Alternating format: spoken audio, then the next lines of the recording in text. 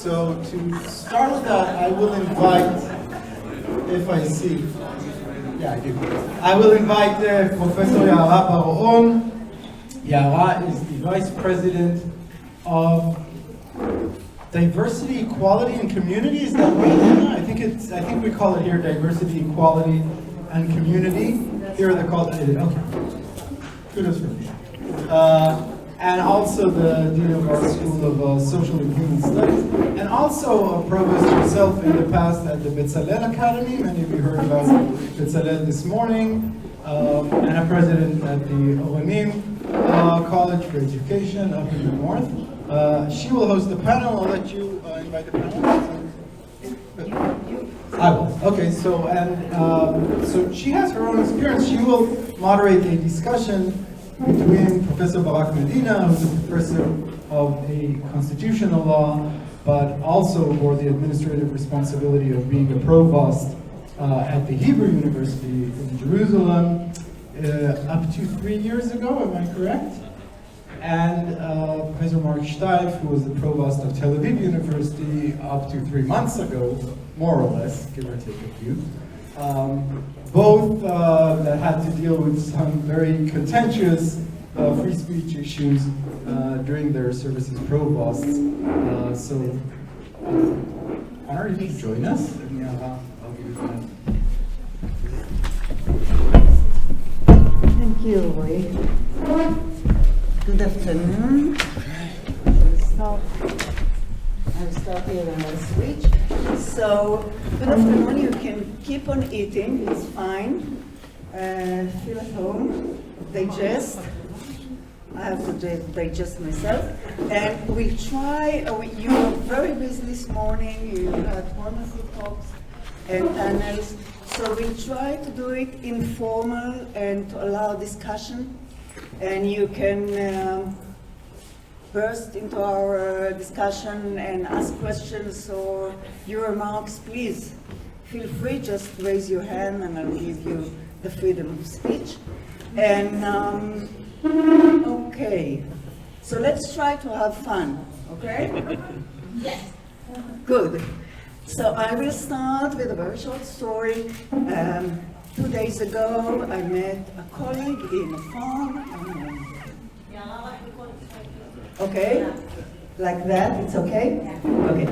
So I volunteer in a farm, and a colleague there, also a volunteer, my age, not from academic background, asked me, what do you do exactly? And I said, well, I'm a dean and of a faculty in college and a vice president for DEI. And he said, okay, you must be related to the extreme left. Mm-hmm. And I'm saying that because I think that this is the public opinion in Israel. If we talk about leadership in academic sphere, most of us will be considered as extreme left. What is extreme left? He doesn't know himself, but there is some kind of labeling or branding of us leaders in the academic field as extreme left. And then you have to start and cope. So, for example, there is in the audience Moran, a friend and a colleague, and she's from the same kibbutz as I am. So we grew up together, and in the last 2 years, she tried, Revivim, right, the Golda kibbutz, Golda Meir, and she tries to activate me. She's an activist. She's a real activist. In the last 2 years, she tries to activate me again and again and again, and I refuse. Right? True story. She spoke about the truth earlier. So why do I refuse? So I keep telling her, you know, even though my Facebook and social networks in general, I express my views, and yet my views are not easy to digest the president of the college is here. I even went to the president and said, my opinions in the social networks are not easy to digest for my students, but I'm still going to say there are war crimes in Gaza. Cope with it. But I will not activate myself in the campus itself because I'm part of the leadership of this institution. And I have an obligation to the leadership of this institute, to the administration, to the president, to the provost, and to the board of governors. And therefore, I cannot activate the campus. I cannot approach, with my opinions, students and faculty. But I'm not proud of my opinion or the way I relate to Moran, my dear colleague, okay? So I feel bad about myself, but I still, that's what I do. And when I was a president of the College of Education, and we had many, many problems, in the Memorial Day 10 years ago, we had a catastrophe, and then I don't even dare to think of using the social networks, because I'm president of a college that has to give pluralistic inclusion feeling to all students. So we have a problem. And now we will start. I stop talking, and I will let the dear fellows to talk. And I already learned something new, that What? you can say no to Moran. I didn't know. I'm a specialist. It's not easy, and she keeps on coming. Yeah, you are her supervisor for the PhD. Yeah. Okay, so we are now, this session, informal session, is about leadership. How leaders, former provost, Tel Aviv, Hebrew, and other places, and you can also comment and please help us. So how does leadership deals with different loyalties? Is there a contradiction between the different loyalties? The loyalty to the president or to the board of governors or to the donors, and the loyalty to the faculty? Is there a conflict of interest between loyalty to faculty and loyalty to students? Okay, and there are many other questions.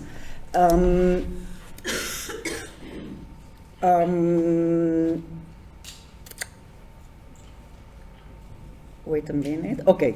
Are we selective as leaders? Are we selective in our approach to different students or to students and faculty? What do we try to achieve when we react to catastrophes or scandals that find themselves on our door? So I will start with remembering the story that we will not deal with today about Professor Rivka Karmi in the Ben Gurion University in Beersheba that canceled a prize given to breaking the silence about 10 or 15 years ago, since the donors aimed out or said that we'll cancel a huge donorship. And she canceled it, and the faculty of the Ben Gurion University thought otherwise and created a scandal and against the president. So we will not deal with that, but we can see also what happens in Ivy League universities in the United States today. We also saw what happened to them, to the leadership, and some of them had to resign in the last 2 years. Due to Israel. Israel is always the guilty part. So we'll start with Mark Shtaif, former provost of Tel Aviv University.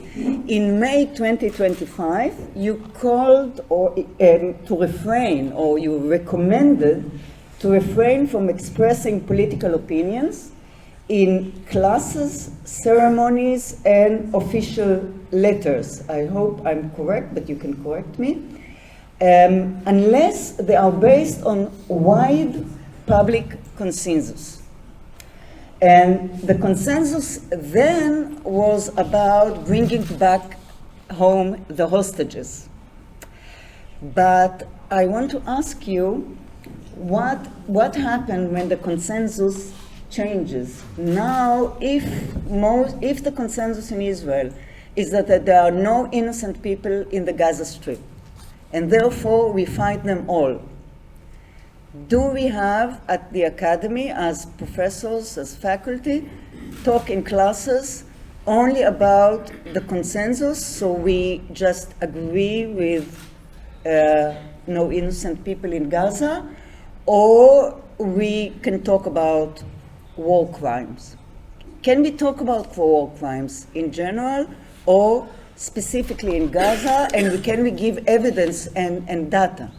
So, Mark, please explain to us what was the situation you tackled and how did you react to it, and how did you manage with criticism? And you have also Kashti here, who wrote an article about it, if he wants to refer to the subject. So I will try to explain myself. I'm not 100% in line with your introduction of that letter. I'll tell you. There was a letter in May 2025 in which I asked faculty to refrain from expressing personal opinions when addressing captive audiences. And captive audiences are audiences that cannot choose not to attend. Primarily this relates to classes, when teaching class, and ceremonies like graduation ceremonies where people come from a distance with their families, and the consensus part is marginal. I mean, of course, if there's consensus that we all want to see the hostages out, then this is an obvious consensus. It's trivial that this is something that there's no problem talking about. There's no need to specify that. But I know who I'm dealing with and how words are often misinterpreted, and therefore I gave this as an example of something that can be said explicitly, but the point was that personal opinions should not be expressed in a classroom primarily in a classroom with captive audience. And there were two important qualifications or caveats to this statement. One was that it does not relate, this request does not apply to courses whose subject matter overlaps or contains the issues that are in dispute. For example, if Barak is teaching a course on constitutional law, there's no expectation that he will not be able to represent his personal opinion, which in that case is professional opinion. And people may agree with it or disagree with it, it doesn't matter, but certainly this is not. So this was excluded explicitly in my letter. It was written this way. And another caveat, and I'm repeating myself, is that I'm talking about captive audiences only. I mean, faculty can say whatever they want in whatever venue or whatever stage they want to speak on, but not in front of captive audience. That means in classes and ceremonies. Now, the reason that I'm stressing these caveats so carefully is because people have this often annoying tendency to argue not with what one says, but with what they imagine that one says. And this reality is true also for much of the criticism that I receive. Now, when I wrote this letter to the university community, I hesitated. I did it. I mean, what promoted writing the paper was the fact that I received some information as provost about events that I had to respond to, but I hesitated because I thought that it was fairly trivial. I mean, it is self-evident that a professor of mathematics should not speak about the war crimes in Gaza when he talks to a room full of students who came to study linear algebra. To me, it was trivial. It turned out not to be trivial. Judging by the mini storm that my letter ignited in the community and outside of the academic community, it was not trivial to many. And there were many responses. Or Kashti, I'm not sure I recognize the person. So Or Kashti wrote an article in Haaretz. He called me the censor. The new censor. The what? New. The new censor, yes. And there was a person called Jonathan Englander, am I correct in pronouncing that? That included a column regarding my letter and me, which was written in a prototypically condescending style. And Yuli Tamir, who is a former secretary, minister of education, and she was trained as a philosopher, said on the radio that there's nothing more political than the letter that the Tel Aviv University rector wrote. So there was opposition to what I wrote. I read much of the things, not all of the things, but I read many of the things that were written to me personally by email. I also received positive responses, of course, from many people. But the point was that I haven't heard arguments that made me change my mind. This may be a premature conclusion because today there are many people who have an opportunity to do that. Barak is going to speak. And I still think that talking from the perspective of a student, it would be totally unacceptable to me to be forced to listen to the personal opinion of my professor on the war in Gaza while attending a class in linear algebra or biology or English literature for that matter, in order to participate in that class. Just in the same way as I would not allow a situation in which my bus ride were conditioned on having to listen to the driver's opinion on the same subjects. And I am comparing professors to bus drivers because those are two groups of professionals who are paid to provide a certain service. My fellow professors don't always like this comparison. Some of the bus drivers do like it. So this is approximately what I meant in that letter. I think that this is pretty much what I wanted to say at this stage. Okay, not yet, Noga.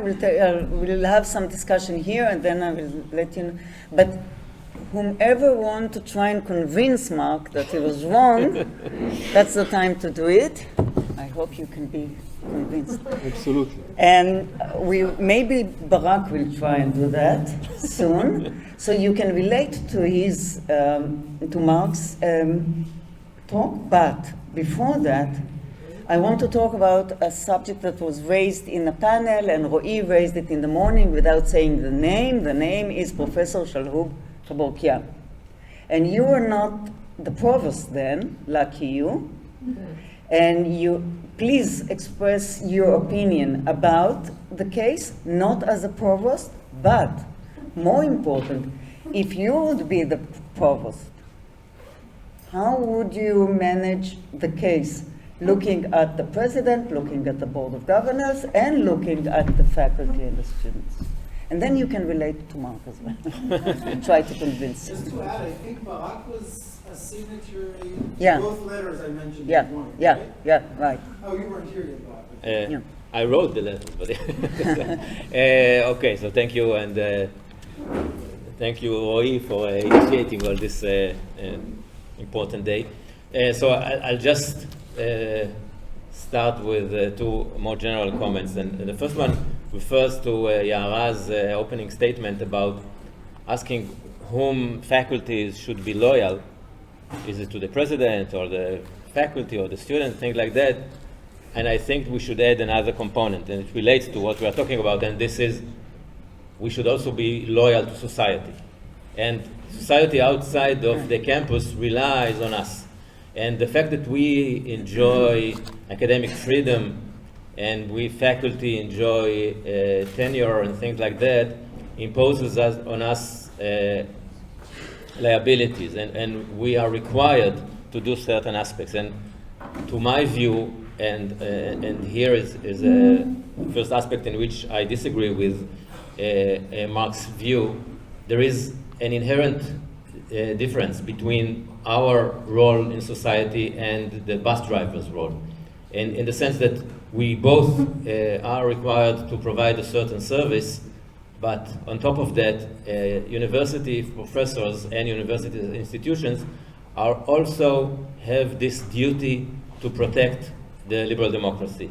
And this is something that, of course, can be debated. I'm not arguing that this position of mine is self-evident, but I believe that we enjoy the privileges of academic freedom and what comes with it in exchange for our willingness to take risks and to be out there to lead the protection of certain rights and to protect the bus drivers and others from government's abuse of power and things like that. And And this relates to the entire issue that we are discussing. And I think that an additional component that I relate to the case of Shalhoub Kovarpani in a second, we should also take into account the situation that we live in. I was not part of the administration of the university in the last 3 years, but what we see out there is something that is very troubling, and I'm not relating to the current government. There is this sense of, among at least those who are in the left or somewhere, extreme left. There's no left anymore. In the closet or outside of the closet. I think that the basic challenge that we are facing has to do with public opinion. And if we look at polls, we see there is this very strong notion among Israeli society that freedom of speech is abused by many. In the recent poll of the Israel Institute of Democracy, the Democracy Index, they found out that among the Jewish community in Israel, those who agreed with the statement that people in Israel abuse freedom of speech to harm the interest of Israel, 90% of the Jews in Israel believe that there is an excessive right of freedom of speech in Israel. And there is an additional component, and we heard about it in the session in the morning when Arab Palestinians, Israelis were asked, are you afraid to express your political views in public? In comparison to 45% that answered in the positive 10 years ago, this year 70% of Israeli Palestinians replied that they refrain from expressing their political views in public. And these are, I assume this number is even an underestimation of what's going on. There are the remaining 30% are probably afraid even to admit that they're afraid to express their views. And this is something that we should all take into account when we set our policies. And in relation to what Mark has said, I agree that if we look at it in isolation, in evaluating what this math professor should say and do in class, well, it's easy. She should teach math. This is what we expect her in normal times. But I think that we should take into account additional elements. And this is something that I think one should take into account when, as administrator, as a head of a university, make such statements. First, we should take into account the chilling effect of what we say as administrators. Even if we refer to a certain type of behavior that is legitimate to restrict, to say this is a wrong behavior, one should take into account that there is a broad margin of uncertainty of what does it mean, what will be the consequences of me saying something. And what does it mean? Well, I'm not allowed to say it in class, but can I say it in campus, but outside of class, in the cafeteria? How would my speech in the demonstration outside in Kaplan Street would be interpreted when I'm presented as a professor from this and that university? And the concern is that if we live in a society which is critical of expressing certain views, the risk of a chilling effect on professors that results from trying to limit what they may say and may not say is something that we should take into account. And on top of that, as I said, we live in a society that is, as Yara mentioned, which is very critical of those who express criticism of the government, mainly in issues that relate to the war, that relates to the IDF. Saying a statement about war crimes in Gaza or something like that is something that exposes someone to considerable risk of the reaction of students, the reaction of the general public. And we are in a situation in which we need to encourage faculty to speak up. And if we have to consider what is riskier, that they will err in saying things that they shouldn't say, or that they will err by being deterred from expressing views that they should, I think that our risk management should be put on the side of taking the risk of saying too much rather than saying too little. And as I said, this is a consideration that one should take into account in general, and it is especially troubling when we take into account the fact that we have in our campuses a considerable number of Palestinian faculty and students. And they are the ones who are especially vulnerable to this risk of bearing the harm, the consequences of expressing views that are unpopular. And I'll say a word about Professor Sharupka case. I'll just say before that an anecdote. As Mark mentioned, I teach constitutional law. It's a first-year compulsory course. And as a tradition we have at the university, the professors are expected to meet the Arab-Palestinian students before class, before the first class, just for introduction, to encourage them to participate and be there. And I met something like 30 students, Arab, Palestinian, Israeli students that were going to start studying with me, and it was last year. Then when the issue was raised, and I talked to them, to these students. I shared with them what we are going to deal with in class and in general issues, and I tried to encourage them to speak up in class.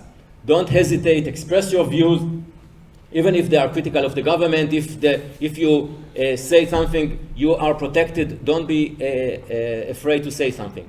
And a student raised his hand, an 18 years old student, and I was very impressed by his courage to say so to me as a professor, and he told me, well, professor, thank you so much for saying that, but I'm sure that if I say something against the government, I will be expelled from the university and police will come and arrest me. And this was as a result of the influence of the case that we are discussing, because it was a short period after that. And I was there sitting and thinking to myself, well, on one hand, I'm convinced that he is wrong, that he can freely say whatever he likes. But on the other hand, I could not afford myself guaranteeing to him that this is true. And I thought to myself that we are in trouble when, these kind of students, he just entered, he know nothing about the university. It was a week before the school year started. He comes to the university with this sense of silencing, and we must work hard to make sure that minority students and every other students, of course, feel at home, that feel secure to express their views. And the fact that, April 2024. Yeah, and so Nadira, she expressed her views in several occasions. She used to be a faculty member at my faculty, at the law faculty, and in the criminology department. And she is very critical of the IDF activities. And she expressed a view, she expressed it twice. First, just very shortly after October 7, and then again in February or March 2024. She said she has, of course I'm paraphrasing, she has hard times to believe that the accusations that the Hamas terrorists, what they did on October 7th, that these accusations are true. She knows that they committed, of course, murder and things like that, but the accusations of all kinds of sexual assaults seems to her exaggerated or something like that. Again, I'm paraphrasing. She said things that are, I would say, at least from my perspective, extremely harmful and hard to absorb. At the same time, she said them outside of the university. It was first in a public statement that she made, and then in an interview that was published through the YouTube. And there was an outcry by several members of the community, supporters outside of the university, politicians and things like that. Fire her, how come you hold these kind of persons inside your campus? And what our administration has done was to decide that she cannot teach at the university. She was not fired. She was entitled to receive her salary, but she was not allowed to continue teaching.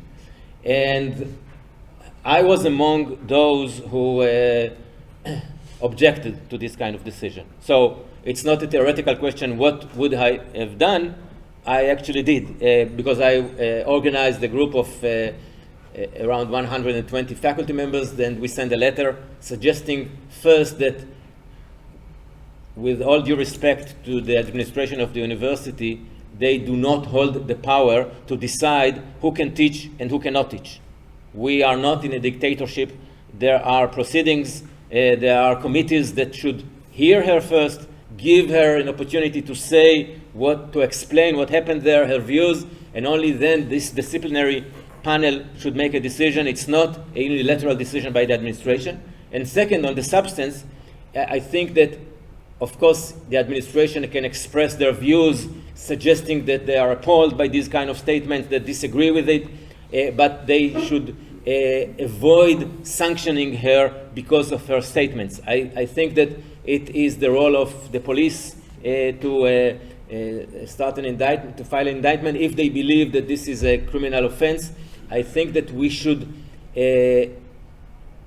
show our community and our general public the meaning of being able to hear views that we oppose, not react to positions that we disagree with force, with silencing one. And I think that this reaction of and luckily our administration decided just after 4 days, mainly, possibly as a result of this letter that we sent, to let her back to class.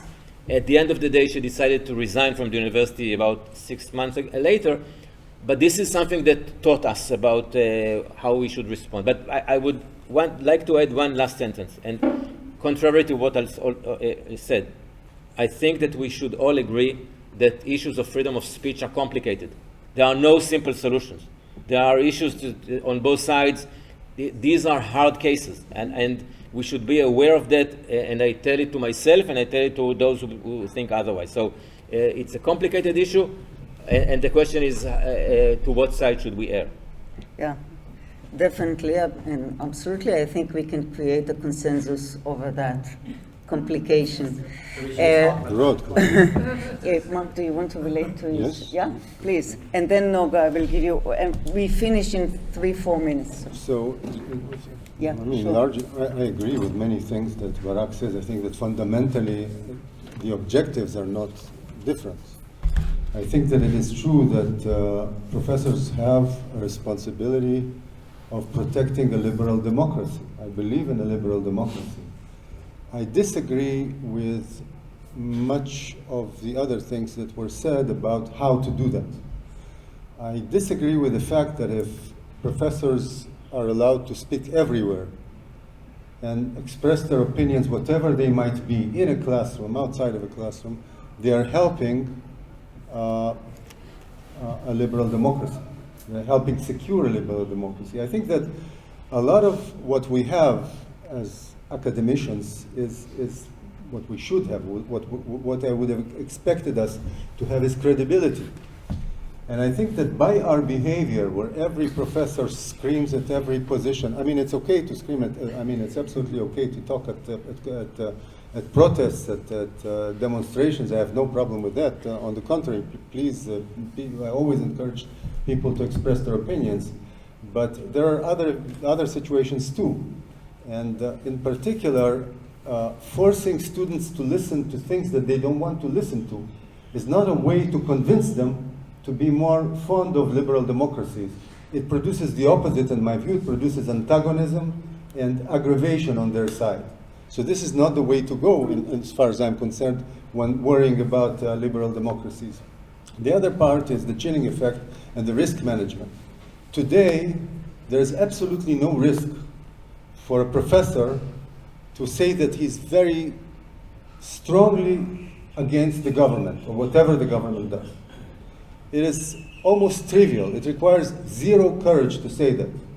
What requires courage to say is to say something that hints at the opposite. It doesn't even have to be the opposite. Just to say that not everything that this government did is terrible.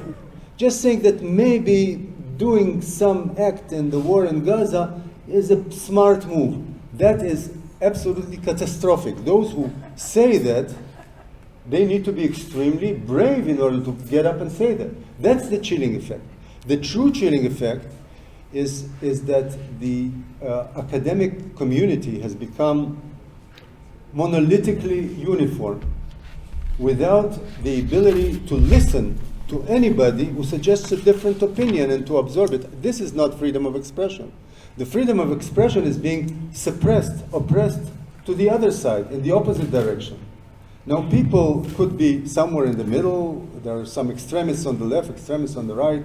In the academic world, most of the extremists are on the left. But it brought the situation to a point where those who do not agree with the extreme left are scared to speak. This is reality in a university environment today. And I think that we should question that. I mean, this is one factor that we should question when we're talking about these subjects. Thank you, Mark. So we have two questions. Please shortly, because we have to finish. Yes. Super fast and not give us. Yeah, one and no get into. Joe Cohn, Center for Academic Freedom and Free Speech at Yale Law School. The way the AAUP, American Association of University Professors, tries to narrow the tensions between your two positions, I think is, at least I'm interested in hearing your thoughts on. They say the question is not how controversial it is or whether or not there's consensus, but they say you should try to speak to things that are germane to your class, and when you don't, you should try to be brief. If you systematically and repeatedly are introducing non-germane topics into class, at some point the administration can say to the professor, stop doing that, you're being taught to teach people mathematics, and you need to spend most of your time talking about mathematics. So, it gets you out of the game of trying to figure out what is real consensus and what isn't. Stop thinking about the viewpoint that's being expressed. It doesn't have you policing speech quite as much, but still generally takes the position that you're taking that try to be responsible, about being a good steward of class. I'd appreciate your thoughts about that as a potential gap narrower. Yeah, thank you. Noga, last question. Actually, do agree with you that we are not supposed to express our opinions, and I don't think this is the problem. The problem is not freedom of speech, but freedom to teach. And I think today it is really it's a challenge to teach subjects that include suffering of others, even not as Palestinians, but even more so about suffering of Palestinians. The history of the conflict. I don't know which institution in Israel teaches about the history of the conflict. Students come and their bachelor degree as tabula rasa about the conflicts, today a lecturer of history of philosophy has come to talk about Sauter, about Franz Fanon, and about Marx. I mean, the problem is much more fundamental than saying our opinions. And Okay. I wonder what you. We cannot refuse Neta, okay? Just one That's fine. comment, Mark, if I may. I think we don't have an Arab faculty member here in the room. We had in the morning. I know, but she's not here. So, what we hear at Tel Aviv, at Hebrew, at Ilan is different. We hear that Arab faculty members, especially in the social sciences and humanities, that do not have tenure or are up for promotion, definitely think that there are restrictions on what they can teach, what they can research, and what they can say in class as well. So we can assure them from today to eternity that this is not the situation. But if we're talking about feelings and right-wing professors also have feelings, and they feel that they're suppressed, they have self-censorship. But I think that this perspective is missing here, and I just wanted to point that out. Okay, so we take last question, Ro'i permitted, and then the last words, famous words. Yes. Two things. Firstly, I think what we're forgetting here is power imbalance. So that, I think, has been forgotten. There's a power imbalance between an academic and a student. And so if an academic is coming in and expressing themselves, the student is not going to feel free to express themselves in a way contrary to the academic, right? And so that's why I totally agree with you. And that academics should not be bringing their personal opinions into the classroom, because the students will censor themselves. It's not going to help democracy, because the students feel as though they are not on the same level as the academics. So you can do that outside of the classroom, have panels, have forums, right? Where the student actually is involved in debating with the academics. That's the first thing I want to say. Secondly, I just want to tell you all that even though you might be fighting for the Gaza and saying that there's, war crimes going on, let me tell you that where I come from, they're lumping you all in together, and they're wanting to sever ties with all of you, right? They are wanting to sever ties with Israeli universities, irrespective of which side you're on. So just understand that we are all in a big battle, right? And you can be there, and you're just playing right into their hands, because you're saying, Well, yes, Israel's guilty of war crimes, and they're saying, correct, Israel's guilty of war crimes, and therefore we need to sever ties with Israeli universities. And we're trying to protect you in overseas universities and saying, you're not to blame. You're actually arguing against what's happening. If there is anything wrong, you're there, and most of you are on the left anyway. They don't care. They don't care. Okay, let Mark first and then another one. Okay. Okay, but this will be the last and the last. We can't hear you. Loud. Yeah, I'm Yes. just saying that, and this is something that people tend to forget, that when we talk about professors' influence on students, it's not only in the classroom, and I can give you a simple example because I work outside of Israel for 15 years. My understanding of the influence of radical professors, whether they are Palestinians or non-Muslims or non-Muslims or Christians, doesn't matter. While they use the platforms, online platforms, for example, just give you one example, if they use online platforms, it doesn't need to be in the classroom, or if they write an op-ed in the mainstream media, it doesn't need to be in the classroom, in order to students to understand that they have the legitimacy to glorify terrorism and to do other things. So, for example, there are senior professors in the UK, British professors, that post on Facebook why Israel should be eliminated. They're not saying it in the classroom, they're saying it on social media, but it's enough for students to. So we have to remember that it's a very broad topic here. It's only a beginning of a discussion, very important one, but please, Mark. So I think that what we've heard is a plethora of subjects. I mean, there's a very broad variety of subjects, not all related to things that we were saying from here. I think that perhaps I'll start with Noga, is the name? Because it's easiest for me to relate to that. I think that it should not be, we're living in a complicated time, and we should not deny that. Things are not simple, and it's not, the decisions are also not simple. A situation in which professors feel uncomfortable teaching Sartre or the history of the region or whatever is unacceptable. I mean, who's limiting them? I mean, if it's a university administration that produces such limitations, it's a horrible thing. It's completely unacceptable. I wouldn't limit it in any way. I'm not in the I don't believe that our administration would limit anyone who wants to teach whatever it is about philosophy or history or whatever other things that there are to teach. So this is a completely different subject, and I agree with you. It should be okay. I mean, let's do something about okay, I will join you if you suggest something to do. Enlightenment, you cannot teach it. I think that we should be able to teach everything that is scientifically true, that we can stand behind as scientists. And this is all about level of confidence. I mean, what's the difference between an opinion and something that you are allowed to teach? It has to do with levels of confidence.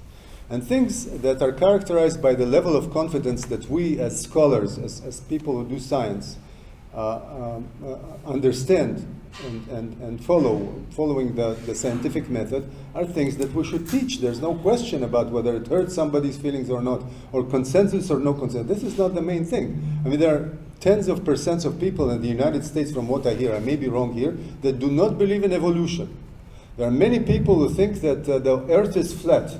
It does not mean that the physics professor or the biology professor has to take their views into account and accommodate them while teaching these subjects. It's absolutely not the case. Hurting people's feelings is not the subject of what I was talking about. So I think that the point that you're bringing up is important. It is not related to what I was saying, to the limitations that I produced.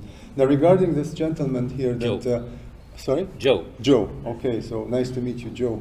I think that it is perhaps reasonable to suggest ways as you proposed. Maybe if you proposed it before I wrote my letter, I would find a better way of writing it. Now it is too late. I'm no longer a provost. But yes, I mean, there could be ways to soften those things, and I accept the fact that it might have been productive. Overall, I mean, the problem is there, and there's no way to go around it. And I think that this is it. I mean, Neta made a comment. I'm not sure exactly what the bottom line of that comment was, to be honest. About Palestinian historians. About Palestinian professors. And what you described earlier maybe does not apply. Yeah, well, that's true. I mean, it is true that Palestinian professors, there are two unfortunate things about Palestinian professors. One is that there are few of them. The other unfortunate thing is that they are not free to say whatever they want, not because of regulation or whatever, or the administration of the university. On the contrary, I mean, I had many meetings with them, encouraging them to say what they want, but there's self-censorship there. They are scared of the general public, whether their opinions are in one direction or another. It's usually in one direction. They're afraid to say them, and that is understandable. It is perfectly understandable. As to Jewish professors, I already said what I thought. Okay. Thank you. Thank you very much. Barak. Okay, so Just famous words. יש לך שתי דקות. I'll just say that two things. First, I think we should take into account the fact that whether we like it or not, our role in universities is not only to teach but also to educate. We are in the business of higher education, and educating means, giving an example, serving as mentors, and encouraging students to be involved in what's going on in society, and not be afraid to express their views, and be tolerant to views that they disagree with. And of course, it is the absolute responsibility of the professor to respect the student, not to abuse her power, not to just express views without any basis, without justifying them or giving a factual basis for that. And so it's part of our role to encourage discussion, to say something if you see something, not to ignore what's going on out there. And as I said, from my experience, there is a real concern that the higher education sector in Israel is not sufficiently involved in the campaign to save our democracy. And the example that I gave illustrates that. What we had at the Hebrew University was a very simple and clear case of abuse of power by the administration. The president and the rector had no power whatsoever, under no possible interpretation of our regulations, to dismiss this faculty member. And yet, only 10% of our faculty were willing to sign a letter to the administration. 10%. So the idea that we are all leftists, that we are encouraged to say whatever we believe in, 90% of the faculty refused to sign this letter, and we approached all of them. And this is something that we should take into account when we set our policies. And the other aspect, and this relates to the risk of our being boycott or the way that we are viewed from the outside, I think we should take into account the situation out there. There is no one simple solution what is right and what is wrong to do. Maybe in the American case it is right to set policies of free speech one way, in the case of Germany is another way, and in the current case of Israel, we should take into account the real risk for the very existence of universities in Israel and of the state of Israel. And the risk is mostly an internal risk. It's not an external risk. With the enemies we can deal with. We already showed that. The concern is that we will not survive. Because if we will not be a liberal democracy, there will be no academic life in Israel. Not at least in the level that we believe in. And under these unique and special circumstances, we have a duty. And I fully agree with Mark, we should act wisely.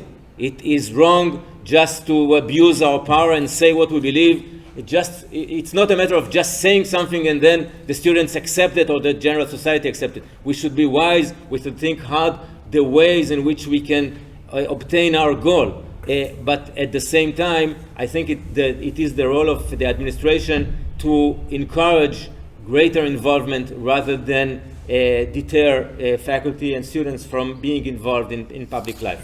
Thank you. Wow, okay, thank you very much. Thank you, Mark. Thank you, Barak, Ro'i, and I return it back. I just wanted to thank our panelists both for coming and thank them even more for making it so interesting. So thank you to the three of you. We'll allow ourselves a 5-minute delay in the program. We'll meet in 10 minutes in the room.